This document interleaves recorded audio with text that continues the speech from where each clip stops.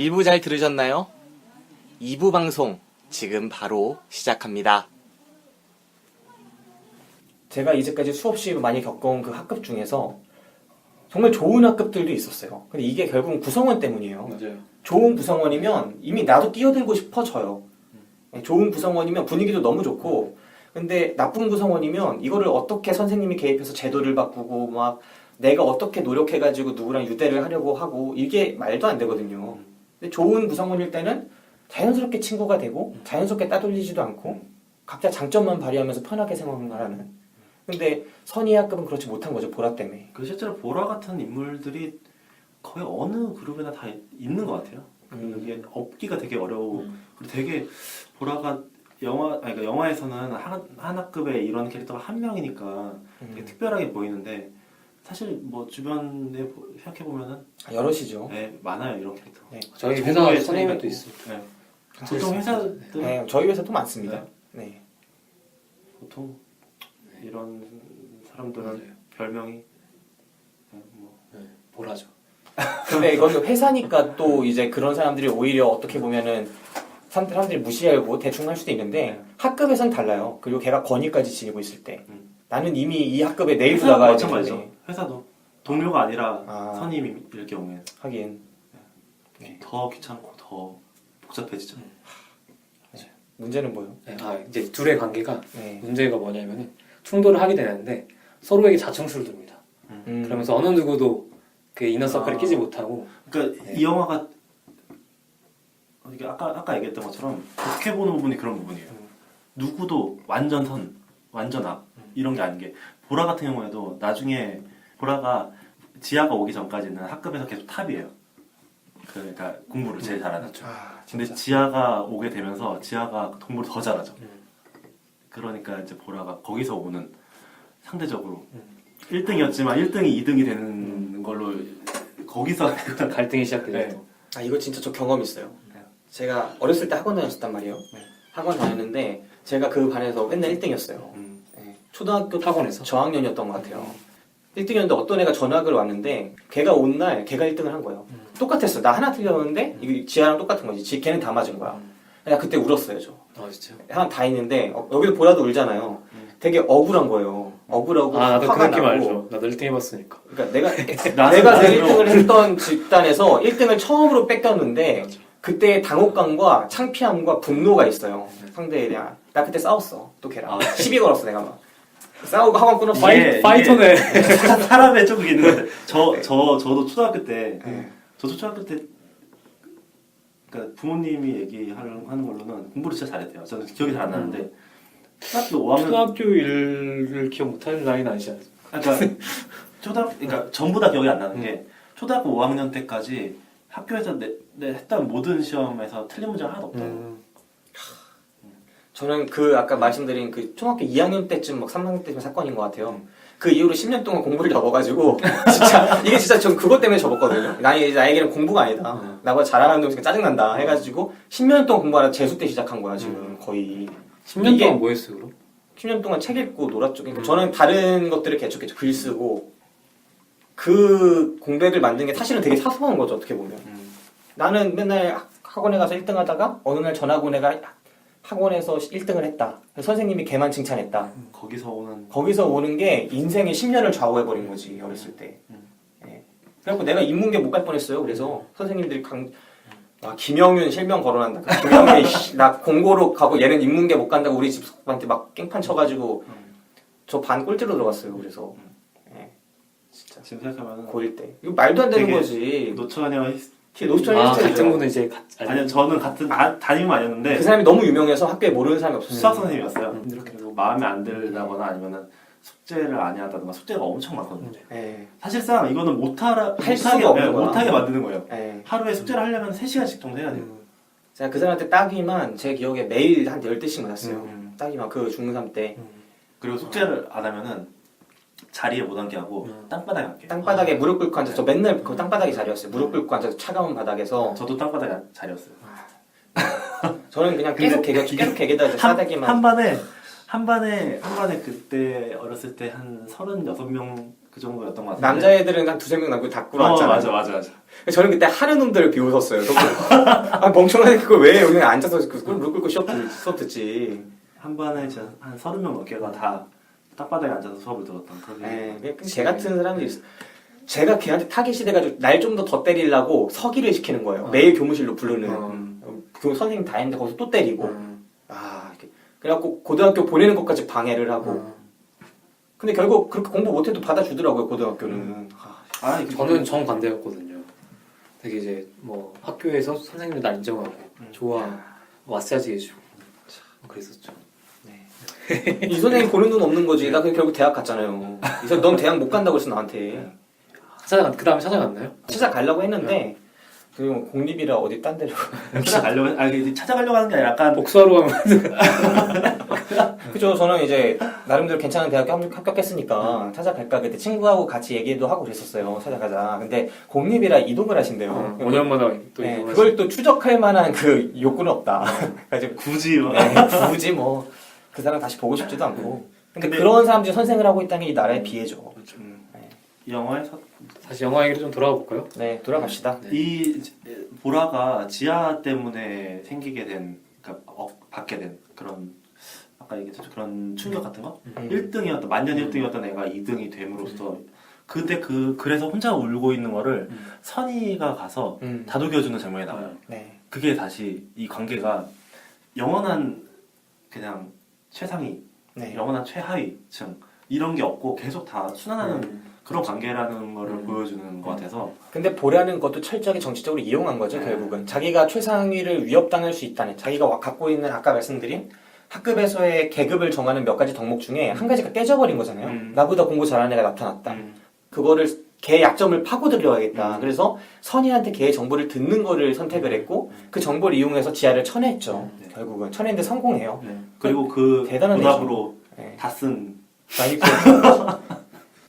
아무튼 그렇게 해가지고 결국은 지하와 선이 그냥 끝없는 평행선을 달리면서 서로 계속 잘못하게 돼요.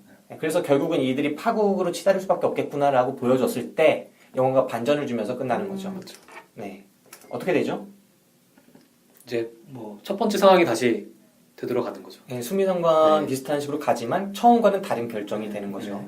네, 이제 또 피고를 하고 어떻게 다르게 되는지 이제 영화에서 확인을 하시면 될 것 같은데.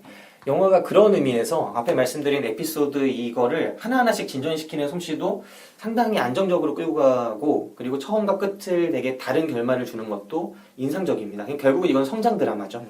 네, 한편의 성장 드라마고 그들의 사회를 보여주는 정치적인 그런 상징성 있는 드라마기도 하고요.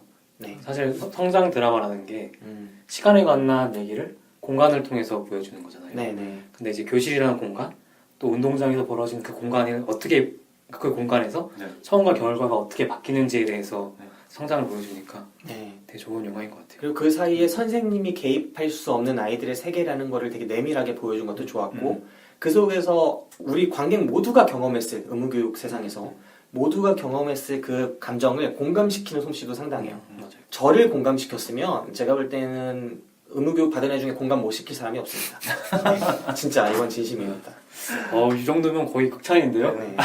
저는 그렇게 생각해요. 이 드라마가 물론 저는 단점도 있다고 생각하지만 그 단점이라 함은 저는 선의 캐릭터가 좀 비현실적이다. 이런 이야기를 끌어내기 위해서 특별히 선의 캐릭터가 필요했고 여자들의 사회가 필요했는데 좀 그 부분은 아쉽지만 그래도 선의 캐릭터를 만든 이상은 있을 법한 이야기가 펼쳐졌다. 이게 확실하지 않은데, 그러니까 좀 선인지가 확실하지 않은데 이 감독의 자전적인 이야기라고 하더라고요. 네, 들었습니다. 실제로 자기가 경험했던 어렸을 때. 근데 이건 경험하지 못하면 안 나오는 것 같아요. 그리고 윤관 감독이 선에 가까웠을 것 같아요. 근데 이게 그렇다면 너무 미화된 거 아니에요? 알고 보니까 보라 아니에요? 저는 보라가 설득력이었어요. 왜냐면은 보라였으면은 선의 감정이 이렇게까지 디테일하게 나오지 않았을 것 같아요. 그래서 저는 나올 수 있다고 생각하는 게 저는 보라와 지아는 인정해요. 이 둘은 내가 있는 캐릭터들이에요. 선은 저는 초등학교 4학년 사회에서 본 적이 없는 캐릭터야. 얘는 성인 캐릭터예요. 근데 저도 선의 캐릭터를 만들 수 있거든요. 왜냐면 선은 성인이에요.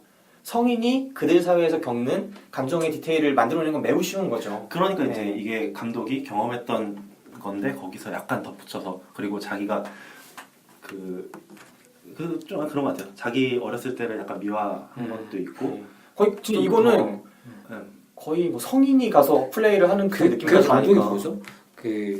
우리도 그렇게 아버지가 된다. 고레이다 이로카제. 히로카제. 네. 히로카제에 나오는 영화에 보면 이런 캐릭터 많이 나오지 않나요? 예, 약간 이런 그런 애들? 비슷한 좀 철든 애들. 애들? 네. 아무도 모른다 이런 데도 보면. 실제로 이 영화 자체가 고레다 히로카즈 작품들하고 되게 비슷하다? 좀 유사한 좀 느낌이 있는 것 같아요. 문학적이기도 하고. 네. 아, 난 진짜 이런 애들 내가 아니라서 공감을 못하는 건지 이런 생각이 드나? 선우는 지아한테 그렇게 상처를 받을 때마다 가서 되게 마치 그 상담사들이 알려주는 그 갈등을 푸는 코스 1, 2, 3을 실행해요. 맨날 가서 왜 그런 거니? 나는 너를 이해하고 너랑 잘해보고 싶은데 무슨 문제가 있어서 이러는 거니? 한번 듣고 싶으니 얘기를 맞아, 해봐라. 그렇게 말하면. 난 미치겠는 거야. 왜냐면 나는 이런 상황, 나는 모든 종류의 갈등이 있었을 때 갈등이 생겼다, 화가 난다, 풀어야겠다, 쟤를 공격 이런 식으로 진행이 됐었거든요 어릴 때. 근데 어떻게 선이는 그런 과정을 거치지 않고 어떻게 문제가 있으니 이 문제를 가장 효과적이고 합리적으로 해소를 해야 되겠다. 그러면은 얘한테 어떻게 하면 되겠구나. 그래서 그걸 실현하는 이런 캐릭터가 어린 나이에 있을 수 있는 건지. 근데 지아는 되게 상학년 같거든요. 기분 나쁘면 그대로. 지아는 저랑 비슷했어요. 하는 게 얘 엄마랑 친하네? 나 엄마랑 안 친하는데 갑자기 화가 나. 그럼 너한테 풀어야겠어. 이렇게 하는 캐릭터잖아요. 이건 제가 아는 캐릭터라고요. 보라도 그렇죠. 갑자기 나 2등 하는데, 나 1등 했는데 쟤 때문에 2등 했어. 화가 나. 쟤 조져야겠어. 해서 하는 거. 이 둘은 저랑 행동 양식이 비슷해요. 근데 제가 네. 얼마 전에 들었던 그 초등학교들을 가르치고 있는 강사로 일하고 네. 있던 분이 얘기를 해줬던 건데 그러니까 여기서 나온 선 같은 캐릭터가 아니라 그 보라 같은, 그러니까 모든 건 다 잘하는데 성격까지 완벽한 애들, 그런 애들이 있다고 하더라고요. 이준기. 이준기. 이준기요? 송중기요? 아니 누구 말하는 거예요? 너는 이선희랑 같이 노래하는 이승기. 이승기. 진짜 이준기, 송중기 얘기하면서 이승기를 애들 중에 애들 중에. 초등학교 때 애들 중에 네. 근데 제가 약간 그런 스타일이었어요. 아니 자꾸 지자랑하네. 제가 그럼 내가 뭐가 되니? 나는 내 결함을 방송을 위해 바치고 있는데. 그래서 나는 셋 다 캐릭터가 이해가 돼. 약간 다 조금씩 이해가 돼. 그럼 있어요 이성 같은 캐릭터가? 네, 성 같은 캐릭터도 있죠. 근데 지금 왜 그렇게 됐어요? 지금 약간 많이 변했죠. 네, 많이 변한 것 같아요. 세상이 많이 이렇게 변했을 때 세상이 내 마음대로 안 되더라고요. 보라를 너무 많이 만나서 그래요. 근데 저는 이 영화가 결정적으로 또 좋았던 게 뭐냐면은 사실은 선과 지아 그리고 크게 보면 교실 속 얘기만 있는 게 아니에요. 어머니 아버지도 있고 어머니 아버지와 부모님과의 관계들도 있고 네. 그 동생과 동생 친구와의 관계가 있어요. 네. 그래서 그 두 관계가 사실은 동떨어진 관계가 아니라 두 관계가 점차 선과 지아의 관계가 이제 쌓일수록 네. 그 나머지 두 이야기도 점점 쌓이게 되거든요. 네. 거기서 오는 어떤 봉치되는 상황들, 어떤 관계의 미학들이 있어가지고 거기서는 또 이제 이야기의 복합성이 증폭되니까 더 좋더라고요. 그거 약간 네. 이것도 저는 되게 문학적인 부분이 있는 것 같아요. 문학적으로 세계를 이렇게 하나로 스며들게 하는 그런 모습들, 그리고 주제를 그 중에 하나의 이야기로 구현을 확 해버리잖아요. 그런 것들이 되게 문학적이고 그걸 아주 잘 만들었다라고 저는 그렇게 생각하진 않지만 맞아요. 좀 약간은 네. 유치한 면도 있긴 한데 저는 유치한 부분도 컸다고 생각하고 이런 되게 어떻게 보면 전형적인 수법들을 차용을 했다고 생각하거든요. 그걸 안정적으로 끌어간 부분은 있지만 근데 장단이 뚜렷했다고 생각해요. 네, 그리고 그 윤이라는 애를 통해서 이렇게 노골적으로 표현했을 때 많은 관객들이 좋아했을 거라고 생각도 됩니다. 왜 윤아 너는 걔한테 맨날 쳐맞으면서도 그렇게 하니? 그럼 윤이는 아니 뭐 그럼 언제 놀아? 이러면 또 많은 사람이 박수 치거든. 저 귀여운 애가 저렇게 말하네. 깨달음을 받는다. 이렇게 셀링 하거든. 포인트였다 진짜. 네, 진짜 파는 포인트지 이 영화를. 저 같은 사람은 화가 나는 거야. 윤아 그게 말이 되니? 짱돌을 갖고 뒤통수를 찍어야지. 그게 말이 되니? 쟤랑 안 놀아야 정답이거든 사실은. 안 본 사이에 많이 전원책이 돼 있는데요. 저 욕을 먹은 거군요. 저는 그 대사가 네. 되게, 그러니까 저는 이 영화를 아까 얘기했듯이 다른 사람의 평을 먼저 보고 간 거였어요. 네. 그리고 그 윤이라는 캐릭터가 기가 막힌 대사를 날린다. 이거를 되게 많이 들어서 근데 그게 어떤 대사인지 모르거든요. 네. 근데 예상했던 것보다 그 이상이었어요. 저도 좋기는 했지만 또 김 기사님의 마음도 이해됩니다. 저는 안 좋았어요. 유치한 면도 있어. 그러니까 이거를 어떻게 썼구나라는 건 아니고 되게 힘들어간 그러니까 소설로 쓰면 힘들어간 문장이고 그런데 힘들어간 문장이 되게 힘을 발현할 때가 있고 이 경우에는 어느 정도 제 역할은 했지만 그 문장이 저는 너무나 노골적이고 너무 힘이 들어갔고 이야기 전체의 현실성을 많이 떨어뜨리고 저한테 오는 울림조차도 크지 않았다. 그럼 아버지와 할아버지의 관계 어땠어요? 아버지와 할아버지 관계가 좋았죠. 저는 그래서 그 세 가지 이야기 중에 이 윤의 이야기도 위의 이야기처럼 겹쳤어야 됐다고 생각해요. 그럼 저는 이 영화를 진짜 고레에다 히로카즈 감독 영화처럼 아니면 이창동 감독 영화처럼 정말 감명 깊게 봤을 것 같은데 초짜티가 너무 나는 그 아이의 이야기. 근데 그게 진짜 힘 포인트거든요. 사람들은 그 위의 아버지 이야기보다 이 윤의 이야기에 더 그 대사에 더 감동했을 거예요. 그러니까 윤재균 영화가 잘 팔린다 생각합니다. 너무 쌍욕이라. 실제로 이 영화에서 그 아버지 얘기가 좀 크게 부각되지 않았던 것 같아요. 다른 얘기들에 비해서 너무 잠깐 하고 지나갔던. 그렇게 생각할 수도 있을 것 같아요. 근데 그 이야기가 사실은 되게 힘이 있는 이야기고 이 아이의 세계에 대한 이야기고 또 이 관계 맺음에 대한 이야기거든요. 결국은 아버지가 아버지의 관계 맺음을 못하는 거예요. 아버지가 자신의 아버지와.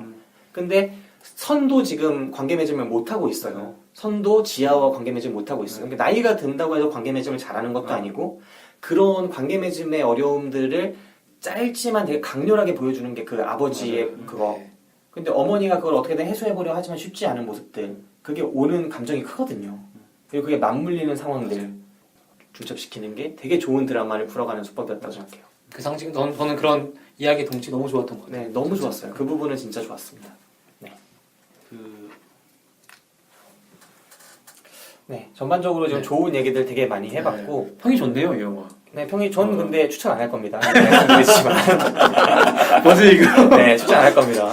네, 자 그러면은 이제 추천 비추천 가기 전에 이 영화에 대해서 이제 뭐 또 얘기하실 부분이 있거나 아니면 총평 비슷하게 그 해보셔도 바다는 되고. 어떠셨어요?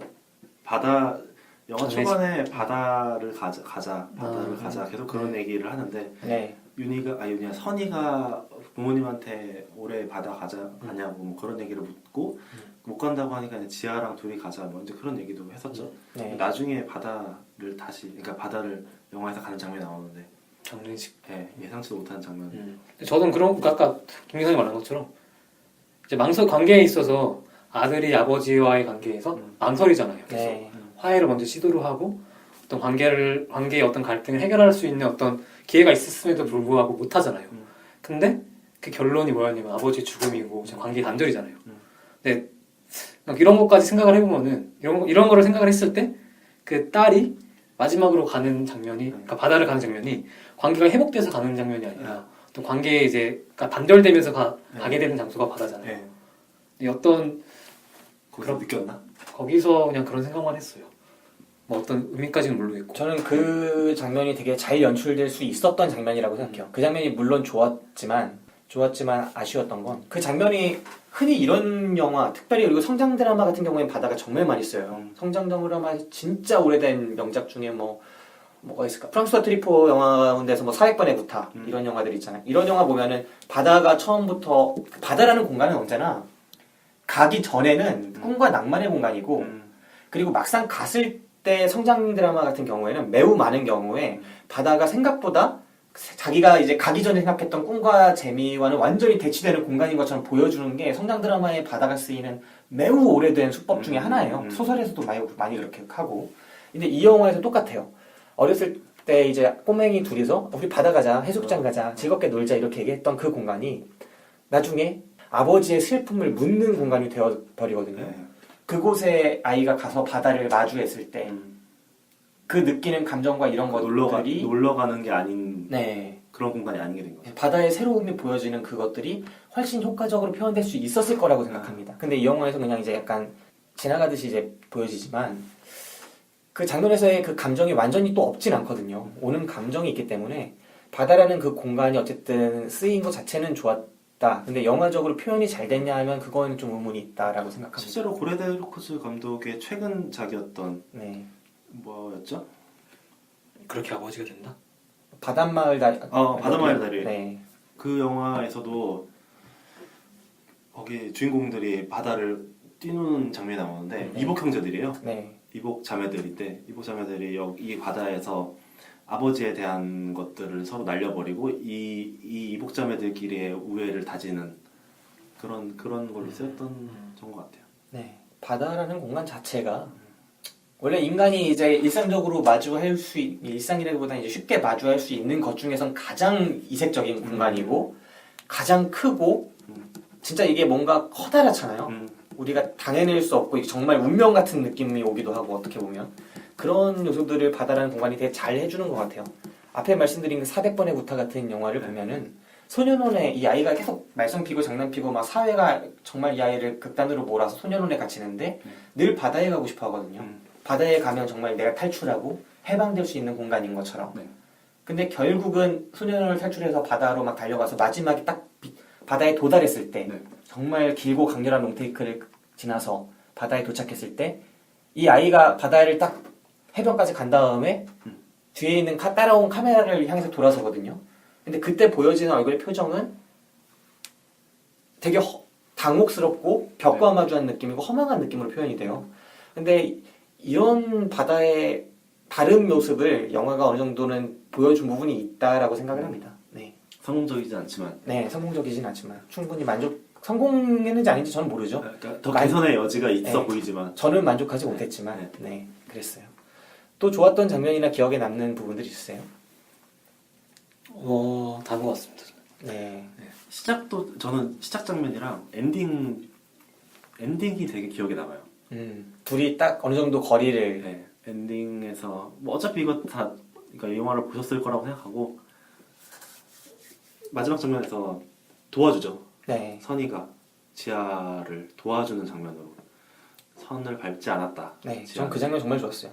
네. 그렇게 얘기를 하고 뭐 그래 그럼 누가 이게 아니라고 하는 사람이 있으니까 애들이 그냥 흐지부지 되면서 그 지아랑 선이랑 같이 옆에 서 있는데 서로 그 미묘한 표정, 그죠. 미묘한 관계, 적당히 떨어져 있는 그 거리감. 네. 그 상태에서 유지를 하다가 영화가 이제 디졸브가 되는지 아무튼 블랙으로 바뀌고 소리만 계속 들려요. 네. 근데 그 소리가 영화 안에서 그 둘이 서 있던 마지막 그 거리감을 계속 표현하고 있는 것 같아서 그 부분이 되게 인상 깊은 엔딩이었다. 전 그 부분이 일단 떨어져 있는 거리부터 얘기하면 네. 정말 좋았어요. 이게 그 법정 스님이었나? 관계에 대해서 쓰신 수필 중에 그 얘기가 있어요. 거리가 있어야 된다. 그 형과 현이 음을 낼 때 그 거리 때문에 그 음이 나고 서로 그 음들이 이제 서로 조화를 이루어서 음악이 되고 그 거리가 있어야 관계가 좋다. 이게 저는 진짜 제가 가장 관계에 대해서 좋아하는 말입니다. 거리가 있어야 최고의 인간관계가 저는 되는 것 같아요. 적당한 긴장감. 적당한 긴장감일 수도 있고 귀찮아지지 않는 것도 될 수도 있고 그러니까 사람마다 거리가 다 다르지만 서로의 거리가 달라요. 어떤 사람은 되게 가깝고 인간관계 기본 거리가 맞아요. 인파이터고 저 같은 경우는 되게 아웃파이터거든요. 이 사람들이 서로 이제 관계는 맨투맨이니까 그 서로 둘이 만났을 때 적절한 거리를 찾아가는 과정이 필요한 거죠. 근데 이 거리를 찾아가는 과정이 안 먹히는 사람들이 있어요. 거리를 강요하는 인간들. 네. 저는 그런 경우에 이제 정말 이 펀치가 뭔지를 보여주거든요. 근데 이게 결국 스트레스를 받게 되는 건데 이 초등학교 때는 그게 더 힘든 부분이 있죠. 애들이 거리라는 걸 잘 모르니까. 근데 이 속에서 둘은 적절한 거리를 찾았고 자기 자리에 서서 서로의 관계를 저는 좋게 가져갈 거라는 그 느낌이 되게 강해서 좋았고 또 두 번째로는 금 밟은 거에 대한 그 느낌 있잖아요. 금을 밟았는지 안 밟았는지 안 보여준 것도 되게 좋았어요. 제가 볼 땐 또 밟았거든요. 이상한 제가 볼 때 이 선이와 이 지아가 금을 밟는 애들이야. 밟게 생겼어. 네. 그래서 저는 약간 다른 애들이 불쌍했어요. 그 금을 밟았다고 처음 발견한 애는 금을 봤을 거거든. 그리고 네. 영화의 첫 장면도 그렇고 마지막 장면의 지아도 그렇고 딴 생각하다가. 네, 딴 생각하고 있어요. 네. 이게 얘가 지금 금을 밟고 있는지 안 밟고 있는지 이걸 신경 쓸 겨를이 없는 것처럼 보여요. 네. 실제로 그래서 밟았을 수도 있다고 생각하죠. 제가 볼 땐 100방 밟았습니다. 저는 일단 얘네를 신뢰하지 않아요. 밟았는데 밟았음에도 불구하고 이제 나쁜 애들끼리 편을 먹잖아요. 이렇게 아니야 안 밟았어 라고 이렇게 뭐랄까 용기를 내서 내가 피해를 볼 수 있는데도 불구하고 남을 구출할 때 이런 드라마는 제가 가장 좋아하는 형태의 드라마예요. 네, 이런 형태의 드라마 뭐 영웅문 같은 김용의 소설을 봐도 제베라고 있어요. 몽골 무사가 그 남을 딱 구하는 장면이 나오는데 언제나 이렇게 위험을 무릅쓰고 남을 구하는 그런 드라마가 펼쳐질 때 좀 감동하는데 이번에도 진짜 같다.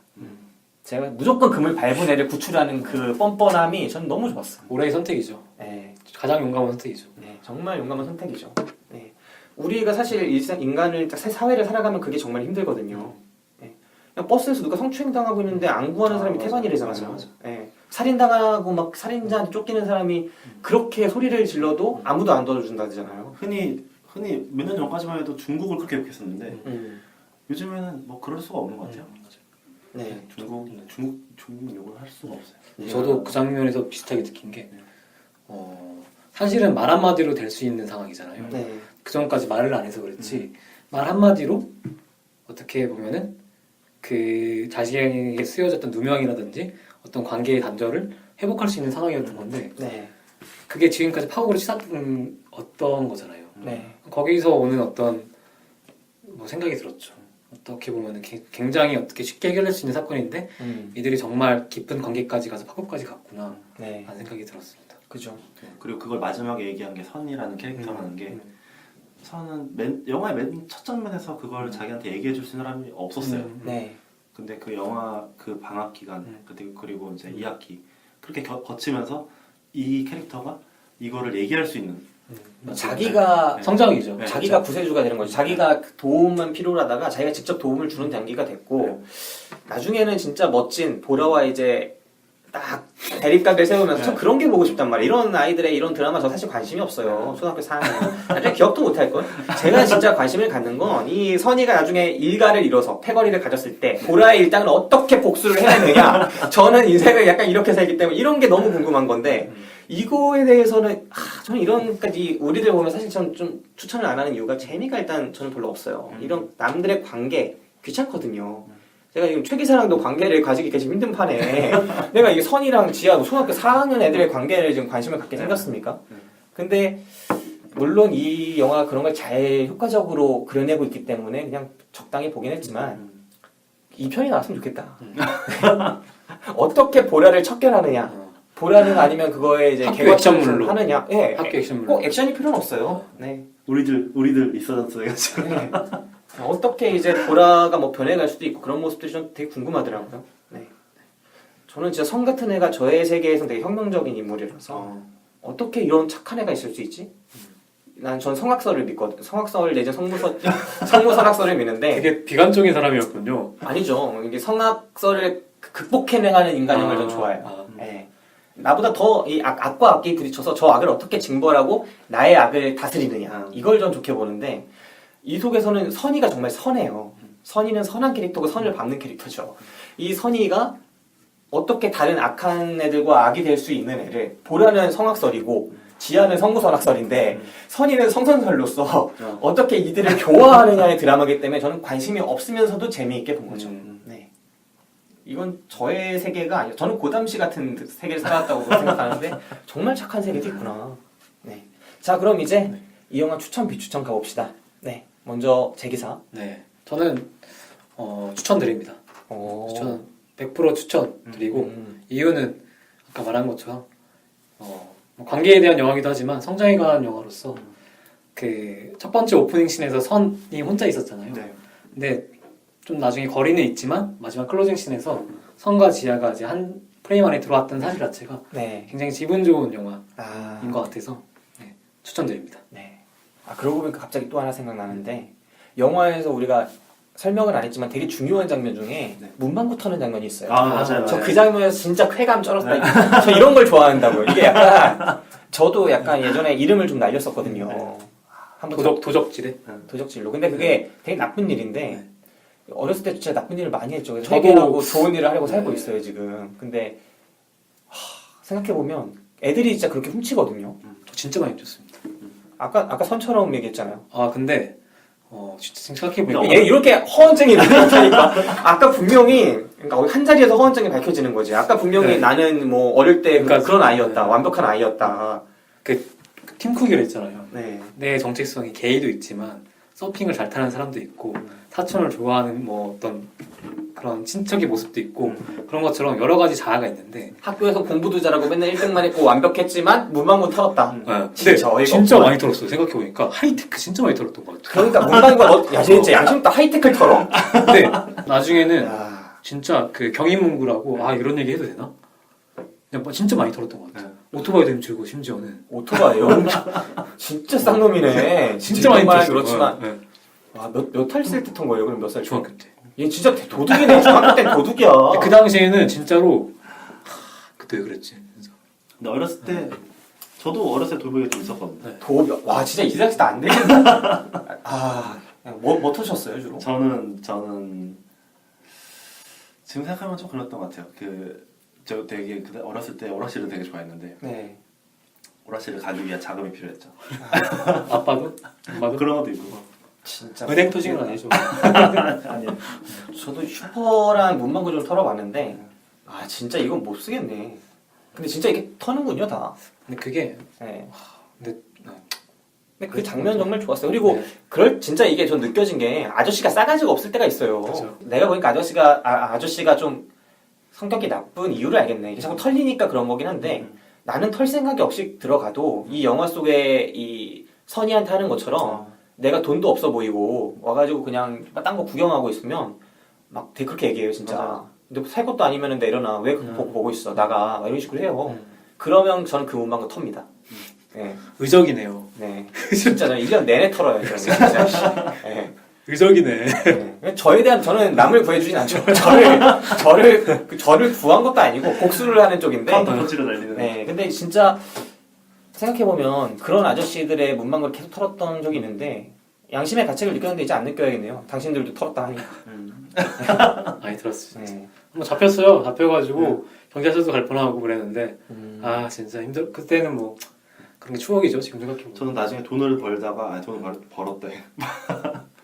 돈을 이제 소소하게 이렇게 1,000원짜리를 훔치다가 나중에는 오락실에서 게임을 무료로 하는 방법을 알게 된 거예요. 네. 그 이제 따닥이 이런 거요? 따닥이라는 게 있고 그 뭐지 뭐 어렸을 때 학교에 있던 빗자루 네. 빗자루 안에 보면 빗자루 철심 같은 게 있는데 뭔지 알아. 그 철심을 아 되게 세밀하게 구부리면은 그걸 살짝 넣었다가 빼면은 이제 돈이 올라가는 식인데 네. 그런 것도 있고 뭐 그 오락실에 있는 오락기의 전원을 껐다 켜는 거와 동시에 어떤 버튼을 누르면은 카운터가 올라가 있는 거. 네. 뭐 이제 그런 진짜 못된 사람들 많다. 진짜. 아 여러분 진짜 제가 성악설이다 진짜. 성악설 맞네. 내가 생각해보면 제일 착하네 여기서. 왜 털었어? 이유도 없는 거 아니에요. 아저씨한테 뭐 혼난 것도 아니고. 그냥 그런 거죠. 자신의 이득을 근데 위해서. 그때는 진짜로 그러니까 이유 없이 터는 게 아니라 그 행동 자체에서 오는 재미, 흥분, 쾌감 이게 있었어요. 그 있죠. 심지어 그렇게 그러니까 마트 같은 거 있잖아. 네. 그래서 가방 속에 막 쓸모도 없는 거 다 담는 거예요. 페브리즈 이런 거. 얘는 진짜 완전 개 도둑인데 얘는. 그래서 경찰이야 뭐 폰이야 이런 거. 스케일이 다른 것 같아요. 그래가지고 이제 아, 친구들이랑 같이 교실에서 그냥 그거 그냥 쌓아놓는 거야. 아무도 없어. 그럼 다 같이 쓰는 거예요. 진짜. 얘 허언증이네. 아까 무슨 완벽한 거 했던 건 진짜 다 허언증이네. 아무튼 추천드립니다. 저는 이 영화 보말입니다. 네, 앞에 말씀드린 것처럼 되게 힘이 들어가고 너무 노골적이고 MSG 처진 듯한 부분들도 있었고 그리고 제가 개인적으로 그렇게 몰입해서 보지 못할 법한 재미없는 게 느껴지는 부분들도 개인적으로 있었어요. 관심이 없는. 김기하의 인생이랑 좀 너무 달랐던 선의 모습. 그러니까 저 같은 캐릭터를 좀 넣어줬으면 어땠을까. 전 그러면 이 영화가 안 나오죠. 그렇죠. 그래서 저는 좀 그런 게 좀 아쉬웠고 공감을 또 못하다 보니까 좀 답답하더라고요. 성과 지아, 보라 모두가 그런 게 좀 아쉬웠고 대신에 좋았던 장면들도 되게 많았기 때문에 저는 이렇게 말씀드릴 수 있을 것 같아요. 윤가은 감독이 되게 기대되는 감독이다. 한국 영화계에서 되게 기대할 만한 신인 감독이 나타났다. 신인급 감독이. 자기 정체성이 확실한 감독인 것 같습니다. 네, 맞습니다. 단편부터 해가지고. 실제로 이 윤광 감독이 그 학교가 어딘지 모르겠는데 아무튼 이 영화를 준비하면서 이 시나리오를 준비하는 과정에서 그 담당 자기 교수님한테 검토를 받으러 갔는데 그 교수님이 이창동 감독을 소개시켜줬다고 해요. 네. 그래서 시나리오를 보냈고 시나리오 검토 작업을 몇 번 거친 다음에 이제 그 이창동 감독이 내가 약간 좀 지원해줄 테니까 시작해보자. 끈을 잘 잡네. 이야기 자체가 되게 이창동 감독님 스타일대로 딱 그래서 그리 문학적이라는 느낌과 문학적 구성을 갖고 있다. 이게 말 그대로 탄탄하다는 거죠. 드라마의 여러 가지 요소들이 철저하게 계획돼 있고 탄탄한 요소들이 어느 순간 서로 스며들면서 맞물리고 그 속에서 희망을 낳고 이런 것들이 되게 이창동 감독 영화의 느낌이 얼핏 나요. 근데 물론 느낌이 다르죠. 개인적 정체성은 감독 스타일이 색이 다르긴 한데 그렇게 생각이 나는 부분들이 있고 기반은 좀 문학적이다라고 볼 수 있을 것 같아요. 쾌감은 좀 적습니다. 쾌감 자체는 저는 어느 영화든 쾌감은 있어야 된다고 생각하거든요. 한 번 훔치면 안 된다. 파스텔을. 두 번 그걸 그게 너무 초반에 나왔어요. 그리고 저는 액션씬이 약했던 것도 되게 컸어요. 이 둘이 한번 붙거든요. 지하와 선. 근데 선과 지하의 갈등, 정신적인 갈등만큼 액션의 그게 파괴력이 크지가 않아요. 근데 선이 원래 그걸 엄청 자기 얘기를 담아두고 있는데 그걸 한번 털기 시작하니까 네. 막 빠바바바 나오는 거예요. 네. 이제 거기서 보면 좀 저는 통쾌함까지는 아니고 아 얘가 이런 모습이 있구나. 맞죠. 네. 그 아무튼 정도까지는 그렇습니다. 아니었는데. 전 본만이고 최 기사 어떻어요? 저는 추천이에요. 일단 이 영화 그 윤곽 감독의 영화를 처음 봤지만 네. 되게 섬세하고 장면들이 이쁘더라고요. 네. 그리고 어떻게 보면은 그 고레다 히로카즈 감독 것처럼 그 일본 영화들에서 보여지는 그 노란색 톤. 네, 그리고 특별하게 엄청 큰 에피소드는 아닌 것 같은데 맞아, 이거를 잘 디테일하게 살리는 이런 거를 되게 잘하더라고요. 그리고 이제 이 배우들, 이 아역 배우들, 이 아역 배우들의 연기들. 네. 네, 이게 초반에는 저는 약간 좀 어색하다고 느꼈었거든요. 선의 연기가, 선의 연기랑 지하의 연기가. 근데 금방 빠져들게 되더라고요. 그리고 근데 진짜 그건 연출력인 것 같아요. 감독이 가지고 있는 음. 배우 컨트롤 능력을 확 보여주는 거죠. 그죠. 실제로 이 배우들이 이번에 이 영화에서 첫 다 데뷔작이라고 해요. 그렇죠. 새 배우가. 근데 이걸 그러니까 이 캐스팅도 이제 윤곽 감독이 직접 한 거고 배역을 줄 때도 배역을 너는 이 역할, 너는 이 역할이 아니라 각자 셋이 얘기를 다 했대요. 이거를 설명을 다 해주고 너 그러니까 각자 고르라 했다고 하죠. 배역이 안 정해진 네, 상태에서 네. 그런 거. 네. 근데 누가 봐도 이렇게 될 것 같은 외모가. 근데 저는 보라 너무 이쁘더라. 네. 네. 그래 저는 예쁠 것 같죠. 제가 4학년이었으면 보라만 따라다닙니다. 아 너무 이쁘더라고. 네. 그런 연기들이 이 연기가 이 장면들이 되게 영화가 천천히 흘러가는 듯하게 보이지만 이 연기랑 표정들에서 엄청 밀도가 느껴지더라고요. 네. 이 한 컷 한 컷 자체가 빽빽하게 느껴지고 그리고 이 선, 지하, 보라 그리고 이 나머지 학생들 네. 그리고 뭐 선생님도 있고 선생님은 사실 뭐 크게 중요한 역할로 나오지 않지만 이 사람들을 보면서 제 주변 상황들, 제가 지금 겪고 있는 상황들, 제가 겪었던 어렸을 때 상황들, 그리고 뭐 최근의 일들 그런 것들이 떠오르더라고요. 그리고 나는 이 역할에서 나는 어떤 사람일까? 내가 선일까, 보랄까, 지할까? 그리고 맞아. 아니면은 이 옆에 아예 지금 나타나지도 않는 옆에서 너 금발 봤어, 금발 봤어라고 하니까 옆에서 동조해주는 그냥 그런 목소리만 나왔던 그런 역할들일까? 이제 그런 생각 들고.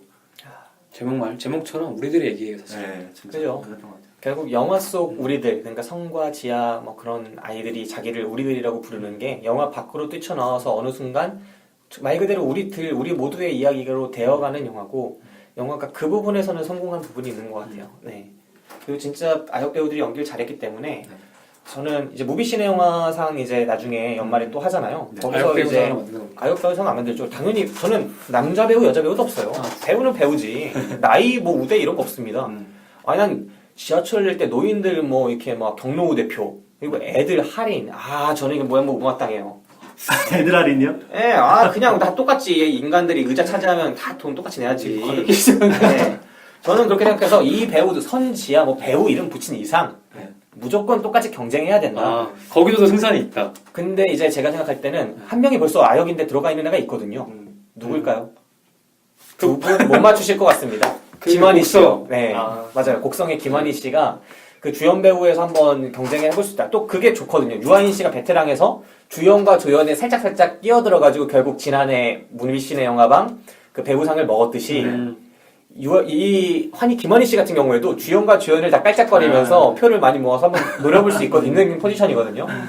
그 김원희 씨와 경쟁해 볼 수 있는 캐릭터들이 등장했다. 특별히 뭐 선희도 그렇고 전 지아도 연기 잘했다고 생각하고 그렇게 생각합니다. 네. 아무튼 그렇고요. 네. 그다음에 제가 만든 코너 한번 갈까요? 무슨 뭘 만들었는데요? 연관 영화 추천. 연관 영화 네. 추천. 연관 영화. 생각나는 영화가 있어가지고. 그럼 저는 연관 영화 먼저 그럼 말해볼게요. 네. 제가 영화 한국 영화 중에 김희애 씨가 처음 영화 나왔던 영화 있었죠? 네. 김희애 씨가 유아인 씨 잠깐 조연 출연하고 그 영화 이름이 뭐죠? 미래? 아니, 김희하면 미래인가? 그거는 드라마 아니에요 드라마? 칭찬이야. 아, 집으로? 아니 우아한 거짓말. 아, 네, 우아한 거짓말이 이제 아이들 뭐 중간에 자살하는 왕따 당하고 자살하고 막 이런 얘기 등장하는 영화인데 이한 감독 영화예요. 그 약간 슬프고 슬픈 네. 얘기 많이 찍으시는 제 선배입니다. 이한 감독이요? 네. 이 감독 연애 소설 때문에 제가 재수를 했어요. 맞나? 선배 맞나? 너무 슬퍼가지고 울다가. 네. 아무튼 이 우아한 거짓말이라는 영화에서 어린 배우 중에 하나가 왕따를 당해요 학교에서. 네. 근데 왕따를 당하는데 어떤 장면이냐면 핸드폰을 막 다 쓰고 그러잖아요. 중국집에서 생일 파티인가를 하는데 얘한테만 1시간 늦게 알려줘요. 그래서 얘는 맞춰봤다고 생각하는데 늦는 거죠. 그리고 앉혀놓고 앉은 상태에서 다들 카톡으로 얘를 비웃어요. 그런 장면이 등장하는데 저는 이 우아한 거짓말이라는 영화를 보면서 아이들 특수성과 그 관계 그 진화하는 모습들 정말 힘든 모습들 스트레스 받는 모습들 그런 모습들에서 되게 느낀 바가 컸거든요. 근데 그거가 조금 더 자극적이지 않은 형태로 아이들의 사회가 잘 그려져 있어서 저는 우아한 거짓말이라는 영화가 갑자기 생각이 났네요. 네. 그리고 뭐 아까 400번의 구타 네, 프랑스어 트리포 감독의 그 영화도 바다라는 그런 요소도 등장하고 그리고 성장 드라마라는 점에서 또 관계 맺음은 별로 안 나오지만 그런 영화라고 생각합니다. 같이 보시면 좋을 것 같아요. 저 같은 경우에는 아까 잠깐 얘기했던 그때 같이 얘기했던 그 고레다 히로카즈 감독의 바닷마을 다이어리. 네. 사실 지금 우리들이라는 영화랑 되게 그 연출법이나 이런 게 좀 유사한 부분이 많다고 생각했어요. 그러니까 고레다 히로카즈가 되게 일본 특유의 그런 느낌이라면은 이게 살짝 여성이 그리고 그다음에 한국적으로 그리면은 이런 우리들의 같은 연출이 나오지 않겠나? 좀 이렇게 생각을 했고 실제로 아까 잠깐 얘기했던 바다 장면이라든가 그 바다마을에서 그 장면이 되게 좋게 나오거든요. 그 관계가 서로 그러니까 아버지의 죽음을 듣고 서로 다른 그 이복 자매들이 모여서 같이 장례를 치르고 그리고 잠깐 동안 같이 지내게 되면서 이 관계가 형성되는 그런 거를 그리고 있는데 일단 우리들이랑 영화랑 되게 유사한 점이 많다고 생각해서 우리들이 재밌게 보셨으면은 이 영화도 재밌게 보실 만한 영화다. 네. 그렇게 생각합니다. 네. 제 기사는 어떤 게 좋았어요? 저는 두 작품이 생각나는데 네. 하나는 이제 에드워드 양이라는 대만 감독의 네. 하나 그리고 둘 하나 작품, 그리고 둘. 네, 있는데 되게 유사합니다. 에드워드 양이 혹시 무슨가 사진 사건 찍었던 맞죠. 분이에요? 네, 맞아요. 네. 아. 고령 뭐더라? 고령가 아니 고령가인가? 뭔가 아무튼 네. 네. 그 대만 뉴웨이브 감독의 어. 대표적인 감독인데 일찍 기억나요. 죽었습니다. 네. 2001년인가 죽었는데 그 감독의 작품인데 굉장히 비슷해요. 이런 이야기 구조랑 네. 어떤 점이 비슷하냐면은 이제 한 아이의 시점으로 어떤 어른들의 관계를 네. 포착해주는 시점들이 있어요.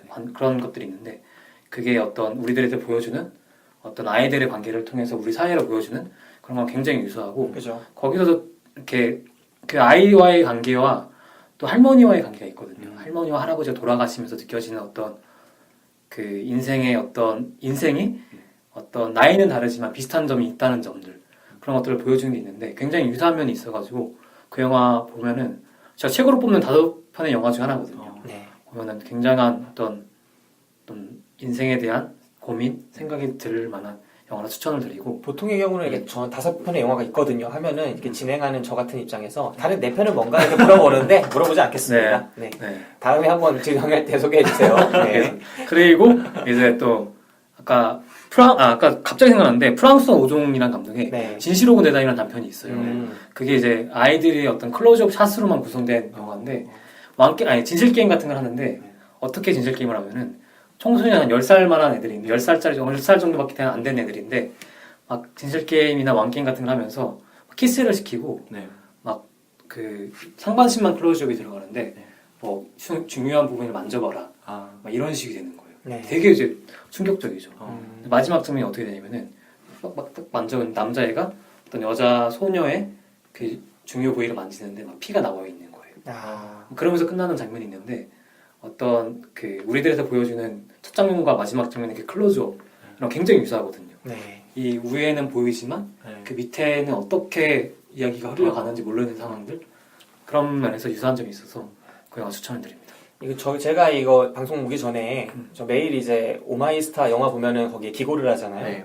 거기 글에 처음에 이제 2편의 소설이자 영화인 작품을 언급을 했어요. 이거 우리들을 쓰면서 뭘 썼냐면 하나는 우리들의 일그러진 영웅, 네. 그리고 다른 하나는 파리대왕. 앞에 제 기사가 잘 설명해 줬는데 이 영화 같은 작품이 되게 명확하게 그런 영화죠.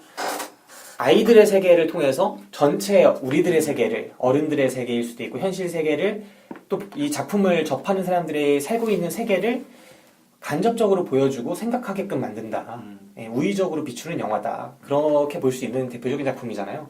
근데 이게 앞서서 1980년대에 상을 받았던 그런 작품 2편이 모두 우리들과 생각해 볼 만한 점이 있는 영화다.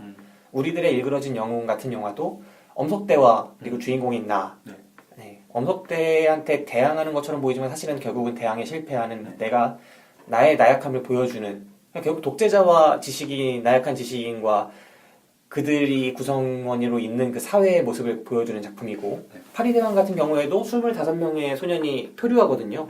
결국 그 어느 낯선 섬에 무인도에 불시착해서 그들이 법과 제도가 부재한 사회에서 어떤 폭력적인 것, 잔혹함들. 네, 그 잔혹함들, 인간의 내면적인 본성들 이런 것들이 어떻게 작용하는지를 보여주는 모습이기 때문에 두 작품 모두 생각해볼 지점이 있는 연관 영화가 될 수 있지 않나. 둘 다 영화가 있어요. 또 네, 좋은 작품들이죠.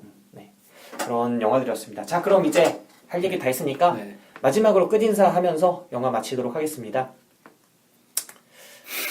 근데 끝인사라고 하니까 뭐 끝인사 할 게 없네요. 자, 영화 이제 방송 들어주신 여러분들 감사하고요. 이거 다음에 통째로 또 올리신 건가요? 통째로 올릴 겁니다. 네. 다음에 또 만날 수 있으면 만납시다. 저는 지금까지 김기사. 최기사. 세계사였습니다. 네, 지금까지 들어주신 여러분들 고마워요. 내가 고맙다고 하면은 그냥 알았다 하고 이게 끊으시지 마시고 좋아요를 누르라고 하트인가 별점이. 내가 지난번에 인디펜던스 데이 방송 때 분명히 얘기했을 거야. 여러분이 양심과 손가락 둘 중에 하나가 없는 건 확실한데 양심이 없는 것보다 손가락이 없다고 지금 믿고 있어요. 그러니까 발가락으로 누르든 뭘로 누르든 하트나 별점을 누를 수 있게 돼 있으니까 이 방송을 들으시는 청취자 여러분들이 팟캐스트에 하트든 댓글이든 뭔가 남겨주시길 기대를 할게요. 네, 좋은 말로 할 때. 자, 그럼 오늘 방송 여기서 마치겠습니다. 들어주신 여러분들 감사합니다. 행복하세요.